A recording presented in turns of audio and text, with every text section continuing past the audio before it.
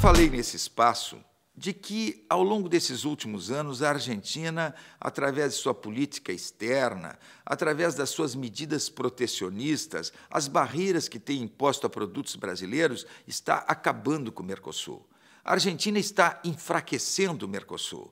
E agora o que está acontecendo? De novo, para resolver problemas internos, problemas de inflação, problemas com atritos do governo argentino com produtores, o que faz o governo da Argentina? Está para anunciar novas medidas protecionistas, novas barreiras a produtos brasileiros. Agora atinge alimentos industrializados, que teriam barreiras para entrar na Argentina.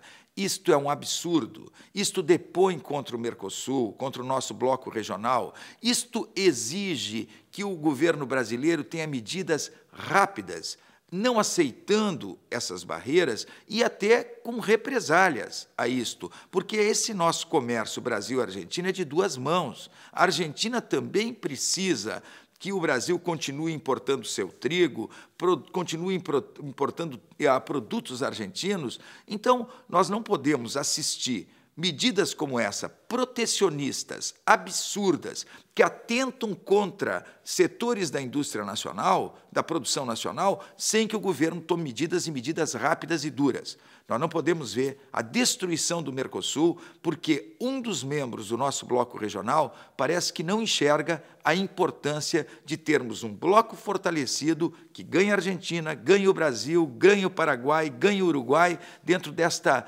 competição internacional. Não podemos assistir quietos a este absurdo que comete o governo argentino.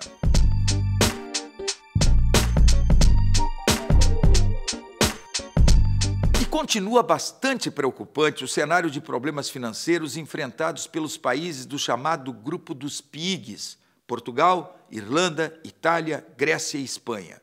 O pacote de estabilização da zona do euro, que foi anunciado pelo Fundo Monetário Internacional e pela União Europeia no final de semana passado, que chega a perto de 700 bilhões de euros e que se soma àquele socorro de 110 bilhões de euros que tinham sido anunciados para a Grécia, quer dizer, eles amenizaram um pouco a situação, fizeram com que no início da semana as bolsas reagissem positivamente no mundo inteiro, mas os problemas continuam.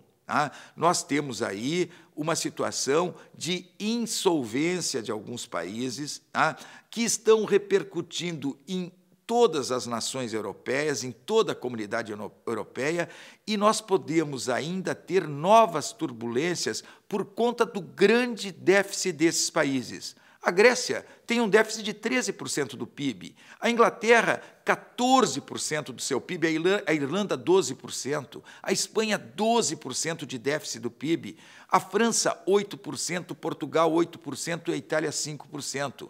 Quando o limite permitido pela zona do euro é 3% de déficit com relação ao PIB. Observem, 14%, 12%, 13% de déficit, quando o limite da zona do euro deveria ser 3%. Então, isto, somado ao grande endividamento desses países, está preocupando o mundo inteiro.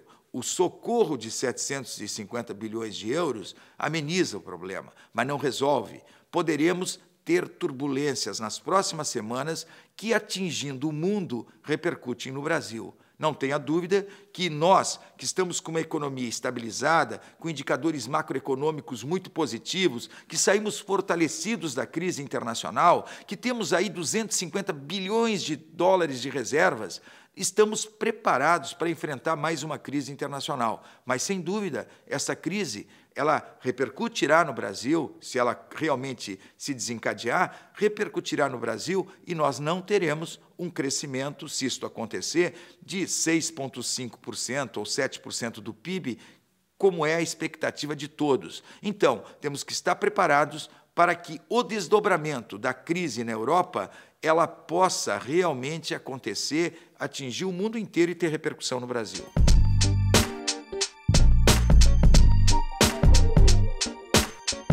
Apesar da grande repercussão em torno da situação difícil da Grécia, a Espanha é o país que representa hoje a principal ameaça para a estabilidade do euro. A dívida pública do país, da Espanha, é de 54,3% do PIB. Se nós olharmos para a Grécia, essa dívida é considerada até baixa. Mas como a Espanha tem uma economia 4 vezes maior do que a da Grécia, esta dívida, junto com o déficit orçamentário que eu disse há pouco, que chega a 12% do PIB, quer dizer, déficit orçamentário de 12% do PIB, dívida de 54,3% do PIB.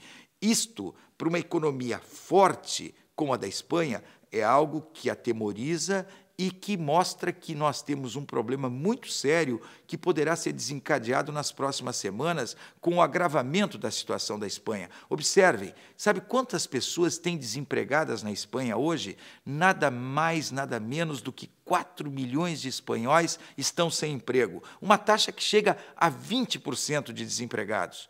A possibilidade de um estouro da bolha imobiliária, aquilo que cresceu muito na Espanha, o setor imobiliário, e pode haver um estouro dessa bolha imobiliária, é outro fantasma que assombra o país. Então, temos problema na Grécia, temos problema na Itália, temos problema na Irlanda, mas a Espanha, sem sombra de dúvida, pode ser a bola da vez. E uma bola que, rolando, pode derrubar bancos e repercutir na economia do mundo inteiro com situações que podem lembrar ainda um pouquinho o setembro de 2008.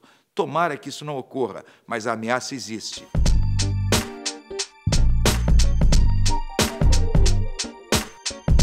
Pesquisa da Serasa aponta que o crédito ao consumidor deve crescer num ritmo mais moderado do que o atual, resultado direto do início do ciclo de aumento da taxa básica de juros determinada pelo Copom, pelo Banco Central. O estudo indica que o movimento de menos crédito ao consumidor deve começar no segundo trimestre, agora nesse segundo trimestre, e vai se acentuar na segunda metade do ano. Em março, o crédito ao consumidor caiu 1,1% em relação a fevereiro. É uma situação que significa um leve desaquecimento da economia.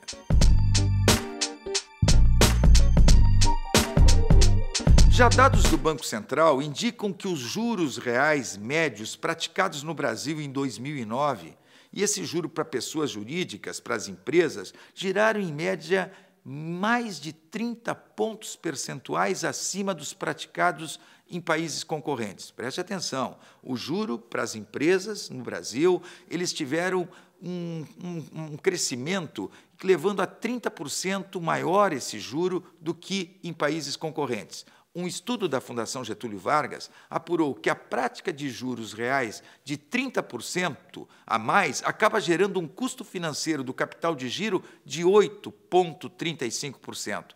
Mais custo para as empresas por uma política monetária com juro alto.